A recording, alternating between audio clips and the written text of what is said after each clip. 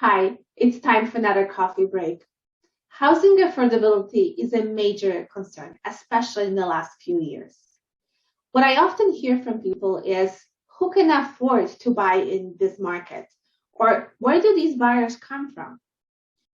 Let's take a look at the housing market as a whole, analyzing all transfers of ownership in Ontario based on various buyer profiles gives us a better understanding of the market. What we see is very interesting. First-time homebuyers make up for about 23% of the market. That means that about 23% of all purchases in Ontario are made by first-time homebuyers. Now, in 2017, this group of buyers dipped to as low as 20%. But over the last 10 years, first-time homebuyers have made up between 22 to 23%. Despite what you may have heard in some mainstream outlets, the fact is that first-time homebuyers are doing better in 2021 than in the last 4 years, regardless of the rising prices. But who are the buyers? The group that has experienced growth and emerged as a dominant group of buyers are the multi-property owners. Okay, but who are the multi-property owners? Where do they come from and what do they buy? And most importantly, are they squeezing out the first-time homebuyers in bidding wars? Multi-property owners are people who own more than one property as their primary residence. This includes anyone who has a rental property and anyone who owns a recreational property, such as a cottage or a piece of land with a trailer on it. However, it does not include foreign buyers or foreign investors who own more than one property. And this is a very important distinction. Here's why.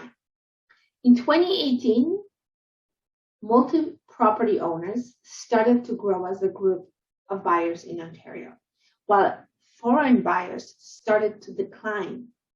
In other words, multi-property owners began to replace foreign buyers in Ontario's real estate market. Multi-property owners went up from 23% in 2018 to 25% in 2021, while foreign buyers went down from 24% in 2018 to 19% in 2021. So this shift has happened for a couple of reasons. The Canadian government placed restrictions on foreign buyers, such as the foreign buyer tax. Properties have become more expensive, and foreign buyers found less expensive markets to invest in.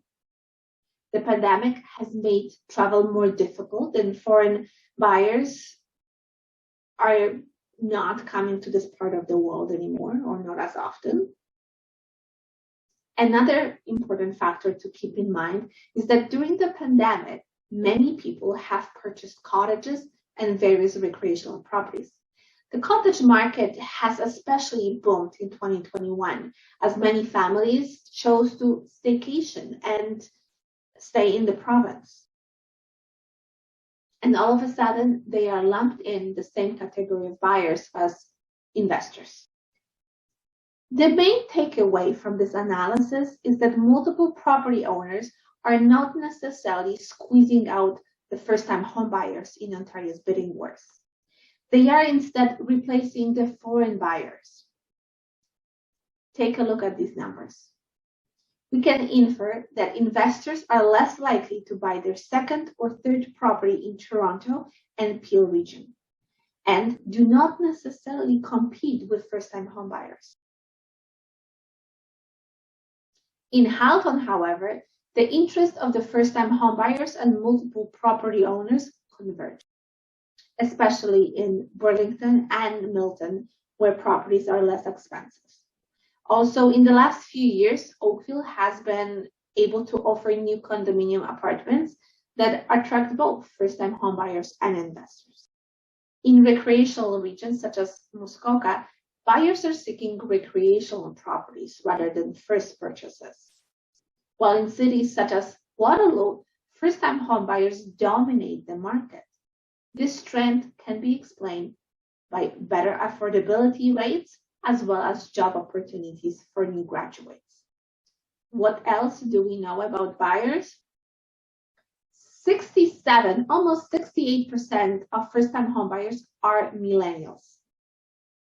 Almost 12% are Generation X. 32% of multi-property owners are Generation X. 22% are millennials, and almost 17% are baby boomers.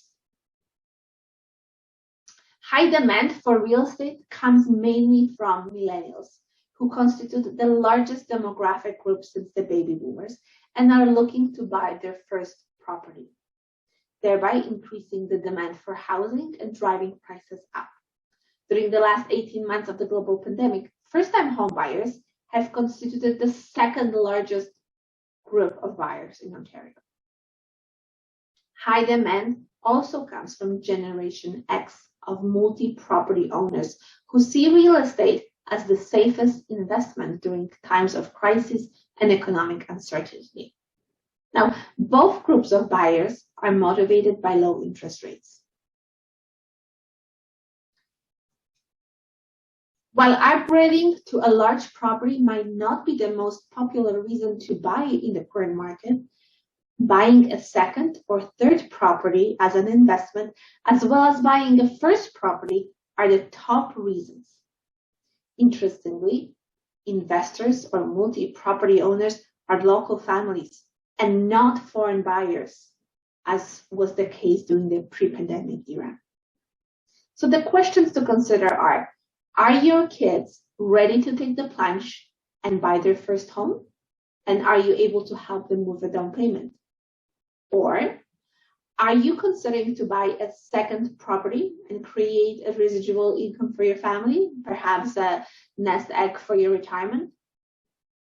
Have you been thinking about these questions for a while?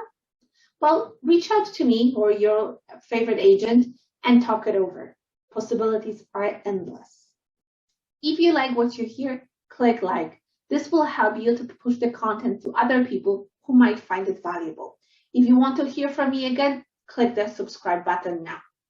Thank you for listening and take care until next time.